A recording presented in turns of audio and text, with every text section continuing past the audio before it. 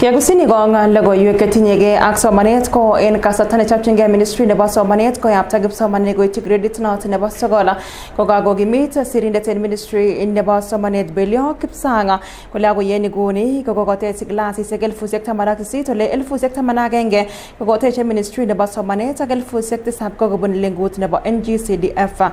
Kong'ololi Belio en sukulit nebo Masikode nemiten county nebo Narok komwa kole kokotestai kotuyogei stakeholders cheterter kole kaisulda tetutyonoton ako kiyapta kitabusiek kibendi koboisien kipsomaninik.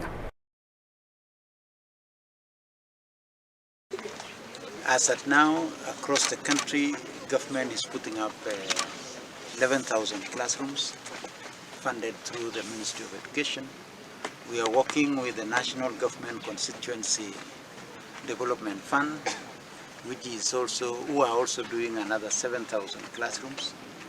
We have a special fund which has been allocated to Nairobi County because of their unique circumstances, which is another 1 billion shillings, so that we can all work together towards making sure that we are ready for our children going to grade 9 in January.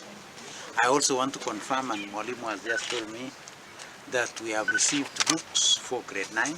The Kenya National Examination Council has also been working very closely with KICD, with the Teacher Service Commission, and with the Ministry of Education to ensure that we build the capacity of our teachers.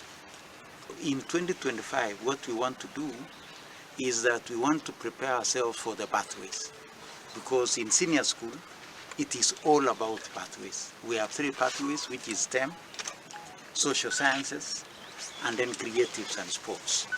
Those will be our 3 pathways. It's a lot of work going on across the country, both by our members of parliament and by ourselves as Ministry of Education. And we shall make sure that before our kids report in January, we shall ensure that each one of them will have a classroom. And we are working with all stakeholders. Our multi-agency team led by our county commissioners will be on the ground to commission and to monitor classrooms which we are putting up for our junior schools. Kosipke ak tiemutik ab boror chebo KCSE chekoiwangen wikit nekosirtoi komwa Belio kole koboiboenji ole kotestai taya ak komwa kole yautik tuten chebo ng'olset chekokibaorionji kokotakitere nekokoyai chitugul boisienyin en oret neititayat. From the experience and what I have seen in the past is that this year's exam was run extremely smoothly. The number of incidences were low. I know, and we are still trying to get the numbers. There could have been a slight increase on the number of our girls who did the examination in the hospitals. And this is where now we urge our parents, we urge ourselves as critical stakeholders that there is need for us to protect our culture, so that going into the future, we do not subject them to a situation where they do an exam in an environment that is not favorable. And as you are all aware, these teenage pregnancy cases, in most cases, it is a problem of adults. It is not really a problem of our small boys and girls. So if we commit ourselves as adults that we would want to protect our culture, we would want to protect our daughters, our sisters, then we can be able to sort out these teenage pregnancies.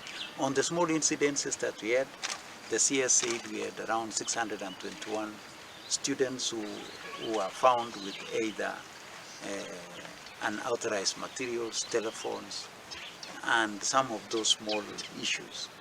But again, I want to say, and I'll repeat it, I said it one other time, is that those materials, the people who try to sneak in are adults.